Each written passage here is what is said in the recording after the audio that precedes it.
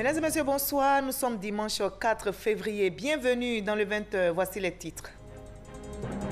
Le Premier ministre Amadou Gon Coulibaly échange avec les responsables de l'UNICEF à Dakar au Sénégal, en marge de la conférence internationale sur le partenariat mondial. Selon l'UNICEF, la Côte d'Ivoire a fait des progrès significatifs en matière d'éducation. Un drame est survenu sur le pont de Gaulle ce dimanche matin, ici à Abidjan. Un véhicule particulier de type 4x4 a chuté dans la lagune depuis le pont. La voiture a fait une sortie de route. On déplore un mort.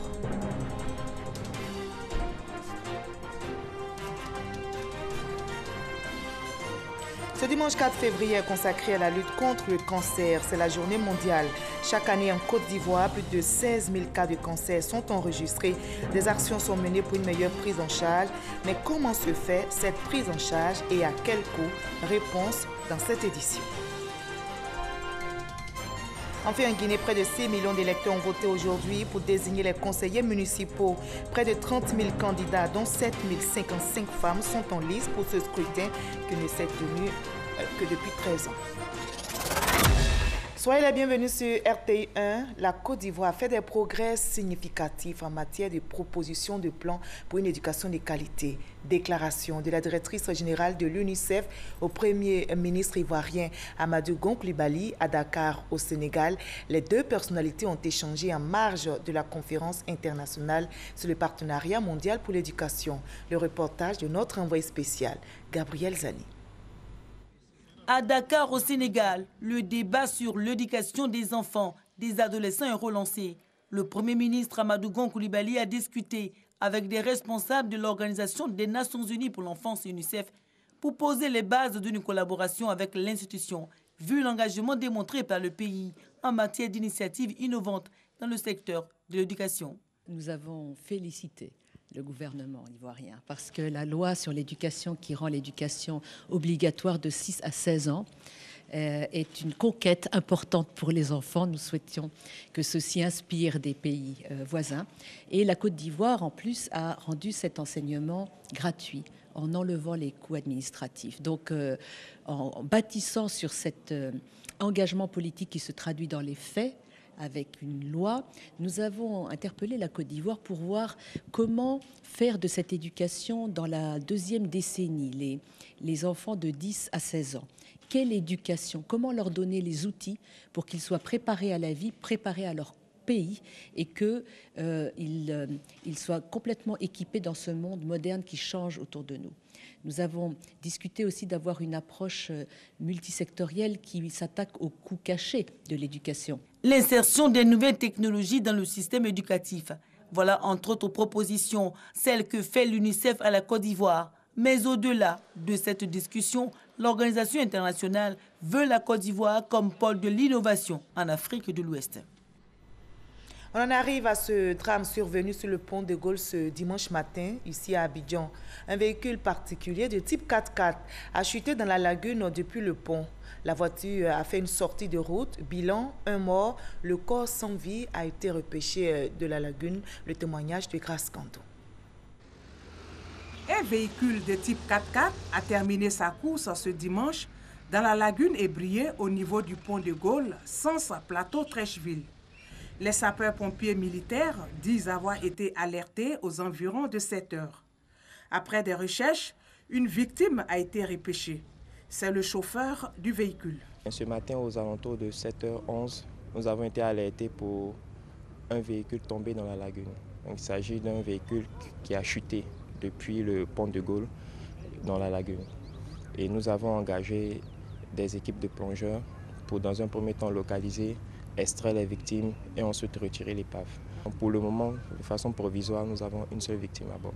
Des plongeurs assistés de l'équipe d'une entreprise routière ont extrait le véhicule ce dimanche après-midi.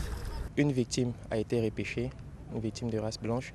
Nous avons mené cette opération en collaboration avec la gendarmerie, la police nationale et certains partenaires techniques. Les circonstances de l'accident sont encore inconnues. La police nationale a ouvert une enquête pour élucider les causes du drame. Je vous propose à présent une nouvelle plus gaie. L'aéroport international Félix Houphouët-Boigny d'Abidjan vient de battre un nouveau record.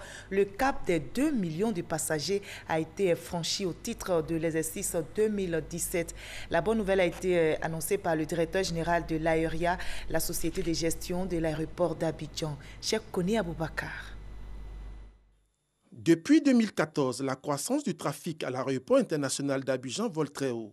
En 4 ans, le nombre de passagers est passé de 1 300 000 à 2 070 000 en 2017. L'objectif pour le transport aérien est de développer et de moderniser les infrastructures aéroportuaires conformes aux normes internationales et de promouvoir le trafic national afin de faire de l'aéroport d'Abidjan le hub de l'Afrique de l'Ouest et du Centre. Pour atteindre ce niveau de performance, l'aéroport international d'Abidjan bénéficie depuis 2016 et ce jusqu'en 2019 d'un financement de près de 42 milliards de francs CFA. À travers ce financement, plusieurs travaux d'aménagement et de rénovation ont été entamés. On est en train de faire le taxiway parallèle dont on rêvait depuis plus de 20 ans, qui va nous permettre de multiplier par presque 4 la capacité en nombre d'atterrissages et de décollages. Au nombre des travaux réalisés, il y a la rénovation des passerelles, la mise en place d'une mire de guidage ainsi que le réaménagement de la salle d'embarquement en zone départ. Ces efforts d'investissement ont été récompensés par l'obtention d'une triple certification. La plus prestigieuse est la distinction d'AERIA comme meilleur aéroport africain en matière de sécurité devant 200 aéroports en Afrique. Je pense qu'on est sur la bonne voie. Vers la fin de l'année, nous allons commencer certainement. Si on reçoit l'argent, on agrandira l'aéroport d'Abidjan. En 2017, ce sont 25 compagnies aériennes qui ont desservi la destination Côte d'Ivoire. La compagnie nationale Air Côte d'Ivoire est aujourd'hui la première compagnie de cette plateforme aéroportuaire avec un peu plus de 40% du trafic, soit 800 000 passagers transportés en 2017. Nous sommes dimanche 4 février, on s'intéresse à votre santé dans ce 20. Ce jour est consacré à la lutte contre le cancer, c'est la journée mondiale. Le cancer, je rappelle, tue une personne sur 6 dans le monde. Et chaque année ici en Côte d'Ivoire, plus de 16 000 cas de cancer sont enregistrés. Des actions sont menées pour une meilleure prise en charge. Mais comment se fait cette prise en charge? Quel est le coût? Élément de réponse avec notre reporter Ami Sissoko. Il touche tout le monde, jeunes, vieux, riches et pauvres. Le cancer.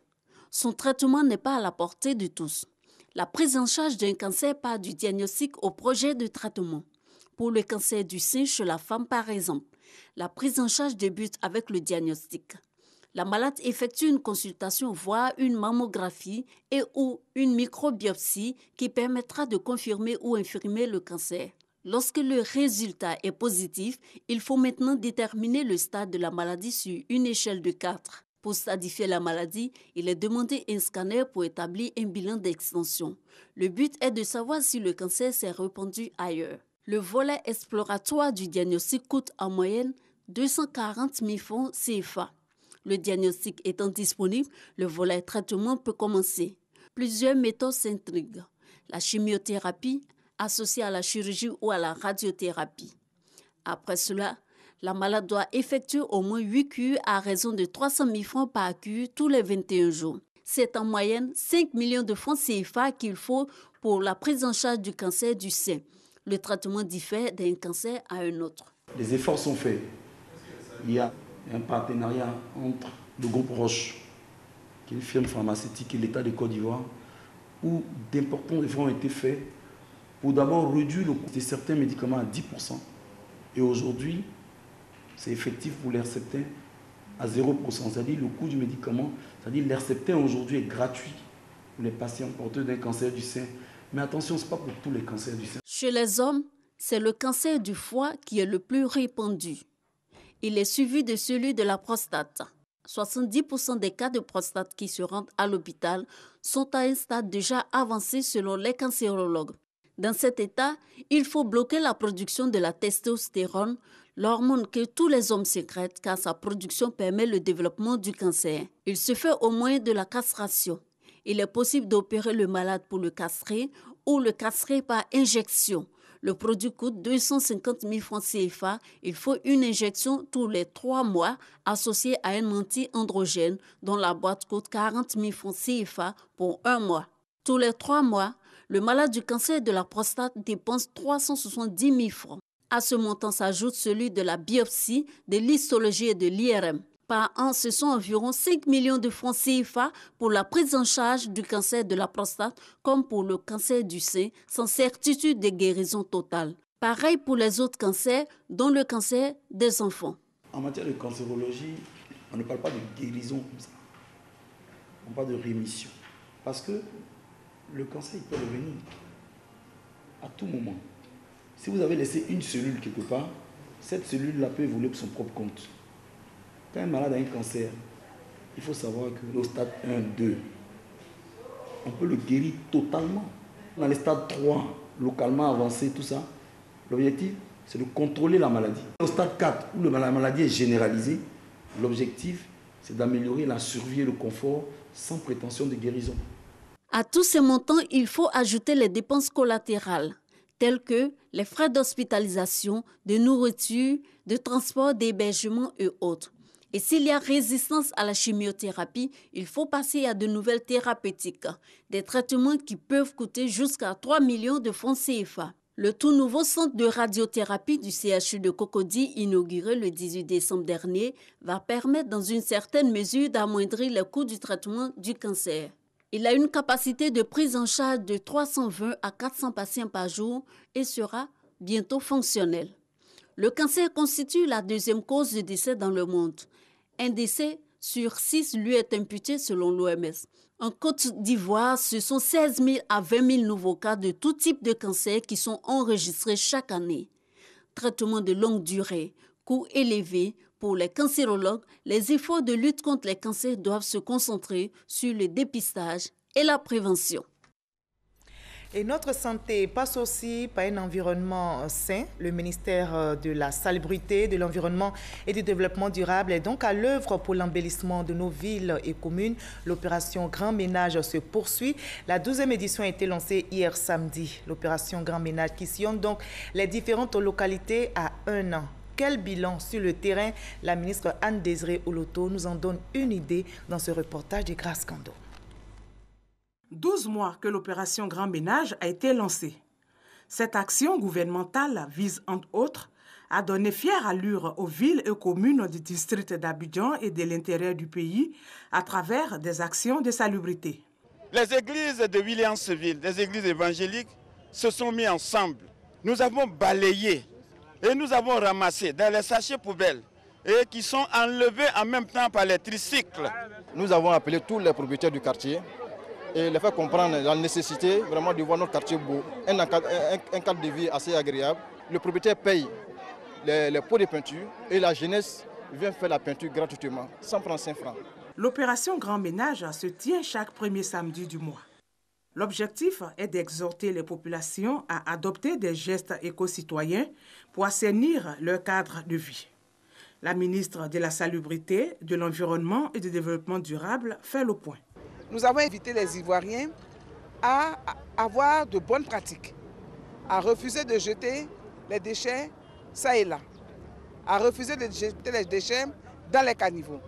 Nous avons invité les concitoyens à travers le Grand Ménage à s'engager pour le ravalement des façades de leurs bâtiments, de leurs lieux de travail.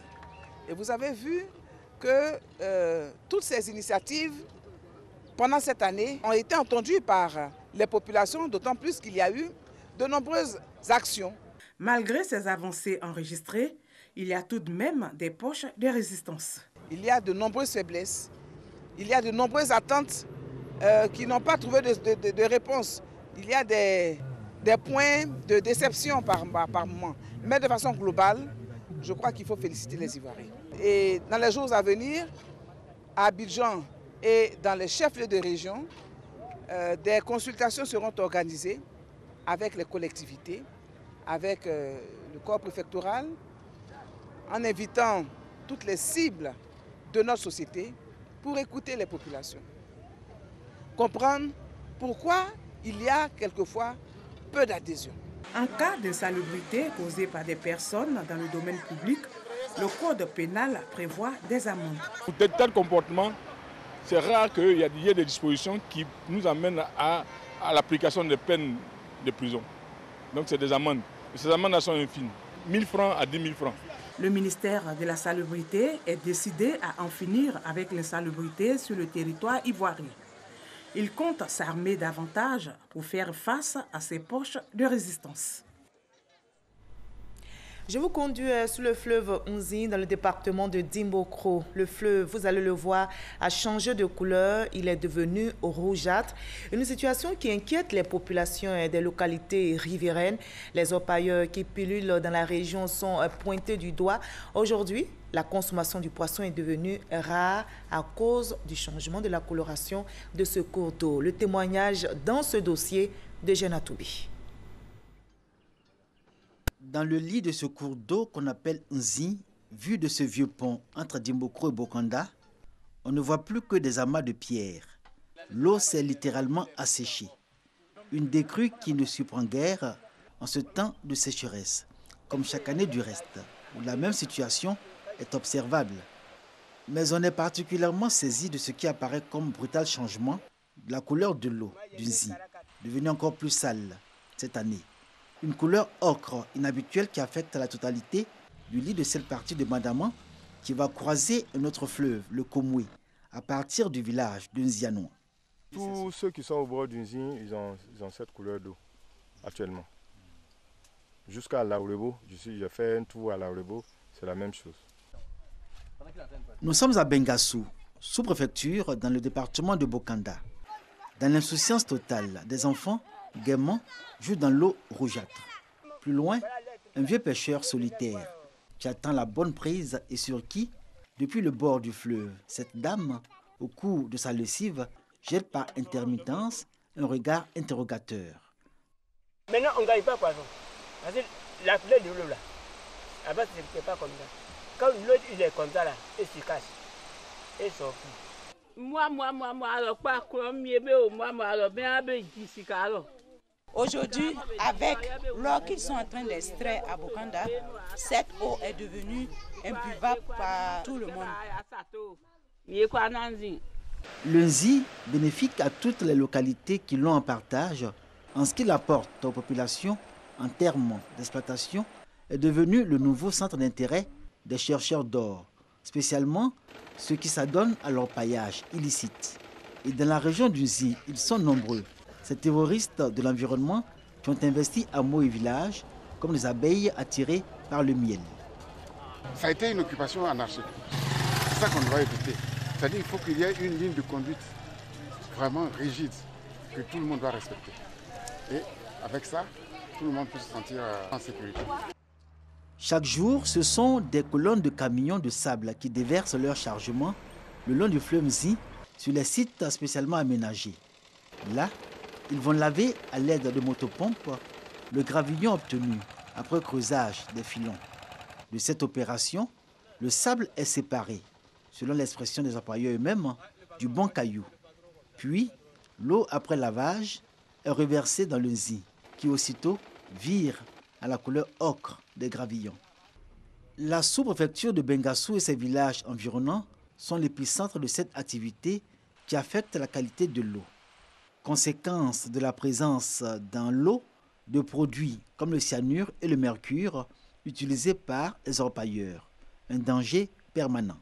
Les orpailleurs, eux, ceux qui ont accepté de nous parler, affirment avoir une claire conscience de la tragédie qui se profile à l'horizon, du fait de leur présence et surtout de leur activité préjudiciable à l'environnement. Alors, certains ont trouvé ce qui est pour eux une solution palliative. Creuser des digues pour empêcher que la boue formée par les dépôts de sable ne se jette dans le Nzi. Ce qu'on a exigé, c'est que les trous qui creusent là, c'est-à-dire qu'ils prennent l'eau de Nzi, mais ça doit être des trous distants, très, très loin de la rive, pour ne pas qu'il y ait un reflux. Donc c'est un peu les conditions qu'on doit leur exiger. Nous, on leur a demandé ça. Et pourtant, la réalité est tout autre. Ce sont des tonnes de boue qui sont charriées par écoulement de l'eau de lavage des gravillons. Aujourd'hui, plus qu'hier, l'on réalise toute la tragédie que peut causer la présence de ces orpailleurs. Quand je rentre dans l'eau, mon corps me démange. Ça me démange même, ça me donne des tâches. Je suis parti à l'hôpital pour ça même. On m'a prescrit des ordonnances là. On dit que c'est des bêtes qui sont dans l'eau. Et puis la couleur d'eux-mêmes fait que quand on rentre dedans, ça nous démange. Et si on ne fait pas attention, on peut perdre même la vie. Aua, village dans la commune de Dimboko. C'est en ce lieu que se trouve la station de traitement d'eau potable que la SODECI de Dimboko distribue à ses abonnés. Et les populations ont vite fait de lier la couleur ocre de l'eau d'Unzi à celle qu'elles consomment à partir des robinets. Entre craintes et commentaires sur la qualité de l'eau servie par la SODECI, c'est motus bouche cousue des responsables de la SODECI de Dimboko qui disent n'avoir reçu aucune instruction de leur hiérarchie pour une éventuelle réaction sur la question. Pour autant, ils rassurent que l'eau qui coule des robinets est de qualité, comme le confirme d'ailleurs la direction régionale d'Unzi de l'hydraulique humaine. Pour le moment, c'est le facteur couleur qui frappe fort. Mais les autres paramètres sont toujours maintenus par rapport aux analyses que la SODECI fait tous les jours. Bon, présentement, la fréquence des entretiens a augmenté du fait de cette couleur-là. Pour le moment, ce n'est pas déplorable. En tout cas, la SODECI me rassure qu'il n'y a pas de problème majeur. Mais il est toujours bien de prendre des dispositions. Dans les villages riverains d'Unzi, autant que dans la ville de Dimboko même, les populations ne se montrent pas alarmistes, mais la présence des orpailleurs illicites ajoute à leurs inquiétudes et à leurs alarmes. Pendant ce temps, ces chercheurs d'or poursuivent leurs activités tranquilles et sans la moindre inquiétude. Aux abords du fleuve Nzi, dont l'eau chaque jour prend la couleur ocre de la terre rocailleuse de la région de Dimboko. Voilà le Nzi pollué par les orpailleurs, un sujet de Jeanne Atoubé. Au chapitre politique de ce 20h, le RDR qui continue de sillonner le pays. Les responsables du Rassemblement des Républicains ont mis le cap cette fois-ci sur Adjamé, Bangolo et Aboasso pour remobiliser les militants. Mamadou Touré, à la tête d'une délégation du RDR à Adjamé, a recommandé l'union de tous les militants à l'approche des élections municipales. Le porte-parole du parti a également axé son intervention sur la mobilisation autour de la révision de la liste électorale qui s'ouvrira pour une durée d'1 semaine. Adjamé reste attaché à la paix. Adjamé a montré un visage uni aujourd'hui. Il n'y a pas de raison que le message du président ne soit pas entendu.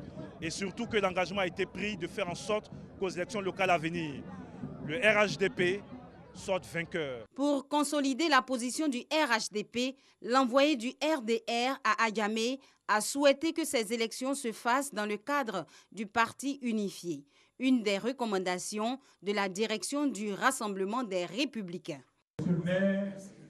Fofana Youssouf a conduit la délégation du Rassemblement des Républicains à Bangolo pour la tournée d'information et de sensibilisation des militants. 2018, c'est aussi l'année des élections municipales, régionales et sénatoriales, à l'occasion desquelles le RDR doit consolider ses acquis de premier parti politique de Côte d'Ivoire. Et pour consolider ses acquis, le chef de délégation a demandé aux responsables locaux du parti d'investir le terrain afin de sensibiliser les militants à adhérer massivement à la révision de la liste électorale dont l'opération sera bientôt lancée. La salle des fêtes de la mairie d'Aboasso s'est vue exiguë pour accueillir cette rencontre du RDR. Les militants sont venus de tous les quartiers et villages du département d'Aboasso pour écouter les émissaires, la direction du parti. Une mobilisation pour traduire leur volonté à faire du RDR le premier parti de la région du Sud-Komoué. Ces militants issus de la base ont échangé avec Mamadou Kano, chef de délégation représentant le ministre Marcel Amontano. Des échanges qui ont porté sur la remobilisation pour les prochaines joutes électorales, notamment les municipales, les régionales et les sénatoriales. Des élections qui permettront de repositionner le RDR dans cette partie de la Côte d'Ivoire. Mais avant, le représentant du ministre Marcel Amontano a exhorté les militants à prendre part à la prochaine opération de révision de la liste électorale. Une opération qui permettra aux nouveaux majeurs de pouvoir s'inscrire selon Mamadou Kano. Le Conseil régional du Gontougo vient de réaliser un pont pour renforcer la cohésion sociale. L'infrastructure va relier les départements de Transua et de Kounfao et surtout les peuples Agni et Bron. Ce pont va éviter le détour de 140 km à parcourir pour relier ces deux collectivités. On en sait plus avec notre reporter Mamadou Kwasi. Ce pont construit sur la rivière Bahia va relier les villages de Kouria et de Soromani. Au-delà de ces deux villages, ce sont deux départements, voire deux peuples, que cette infrastructure rapproche. Il y a seulement quelques mois, pour rallier Kouria dans le département de Kounfao en pays Agni et Soromani dans le département de Transua chez les Bron, il fallait parcourir environ 150 km. Grâce au conseil régional du Gontougo, maire d'œuvre de l'ouvrage, ce trajet se fera désormais en quelques minutes. Le président de cette institution, Ignace Kosonou, soutient que ce pont est une expression du vivre ensemble prôné par le président de la République, Alassane Ouattara. C'est une grande rivière, la Bahia. À ce niveau-là, c'était des gros bois, des dessus qui étaient pratiquement pourris.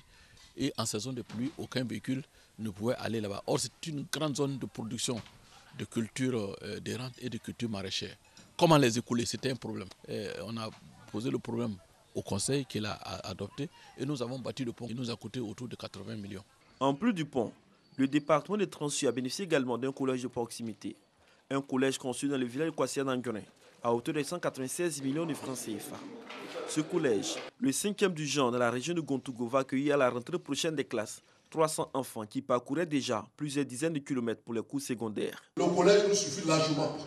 Parce que quand vous allez dans beaucoup de sous-préfectures, il n'y a même pas de collège.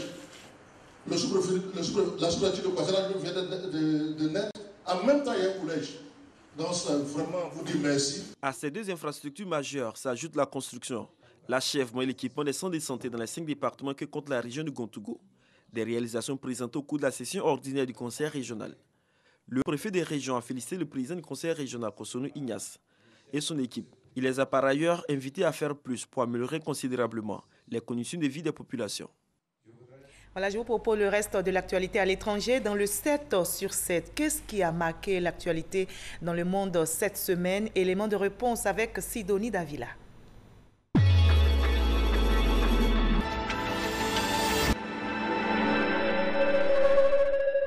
Les États-Unis ont levé lundi l'interdiction d'entrer sur le territoire américain qui ciblait des réfugiés de 11 pays. Ceux-ci vont pouvoir à nouveau postuler. En contrepartie, les autorités américaines ont durci leurs conditions d'admission sans toutefois dévoiler la liste des pays concernés. Raila Odinga, 73 ans, refuse de reconnaître la réélection du président sortant Uhuru Kenyatta en 2017. L'opposant kényan a prêté serment mardi, malgré sa défaite électorale en 2017 devant des milliers de partisans réunis à Nairobi. Emmanuel Macron est arrivé mercredi en Tunisie. Le président français place cette visite d'État, la première depuis son élection, sous le signe de l'optimisme. Il s'agit pour la France de soutenir la transition démocratique dans ce pays fragilisé par les difficultés économiques et sociales 7 ans après sa révolution. La journée du jeudi a été marquée par de violents affrontements entre migrants d'origine afghane et érythréenne. Armés de pierres, de bâtons, de barres de fer et d'armes à feu. Les deux parties se sont affrontées en plusieurs endroits de Calais, en France. Ces échauffourées ont fait 22 blessés, dont 4 par balle. Un millier de mineurs piégés dans une mine d'or d'Afrique du Sud ont pu remonter vendredi à la surface, sains et saufs, après une trentaine d'heures d'inquiétude. Ces ouvriers de la mine de Beatrix étaient retenus à plusieurs centaines de mètres sous terre à cause d'une panne d'électricité qui a bloqué les ascenseurs qui descendent au fond des galeries. Au Togo, des milliers de personnes ont défilé ce samedi. C'était la dernière manifestation prévue par l'opposition avant le dialogue avec le pouvoir, annoncé pour le 15 février prochain. La coalition a rassuré ses militants et sympathisants en affirmant qu'elle sera présente, mais vigilante, à la table des discussions. Près de 6 millions d'électeurs sont convoqués ce dimanche pour désigner les maires et conseillers municipaux des 342 communes guinéennes. renouveler la politique de décentralisation de la Guinée et contribuer au développement des localités. Voilà en quelque sorte l'enjeu de ces élections qui n'avaient pas été tenues depuis 13 ans.